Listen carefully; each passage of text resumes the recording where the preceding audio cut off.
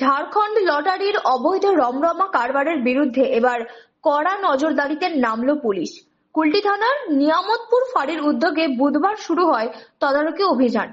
অভিযোগ, সীমান্ত লাগোয়া এলাকাগুলিতে ঝাড়খণ্ড লটারির নামে দীর্ঘদিন ধরে চলছে এক বেআইনি ব্যবসা। স্থানীয় সূত্রে খবর, এই লটারিগুলির বেশিরভাগই জাল বা ভুয়ো। ফলে একদিকে যেমন রাজ্যের রাজস্ব ফাঁকি হচ্ছে, অন্যদিকে সাধারণ মানুষ পড়ছেন প্রতারণার ফাঁদে। এই সমস্ত অভিযোগের ভিত্তিতে আজ নিয়ামতপুর পুলিশ ফাঁড়ির আধিকারিকরা বিভিন্ন লটারি দোকানে হানা দিয়ে খোঁজ খবর নেন এবং দোকানদারদের সঙ্গে কথা বলেন এবং টিকিট পরীক্ষা করেন। পুলিশের এই আকস্মিক তদারকিতে এলাকায় ছড়িয়েছে চাঞ্চল্য। প্রশাসনের কড়া নজরদারির ফলে ঝাড়খণ্ড লটারির এই বেআইনি চক্রে এবার ভাটা পড়তে পারে বলেই মনে করছেন স্থানীয়রা।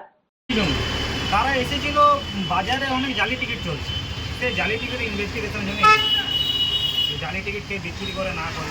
আমরা তো এজেন্ট, আমরা এটার আমরা সবসময় অপোজিটে থাকি।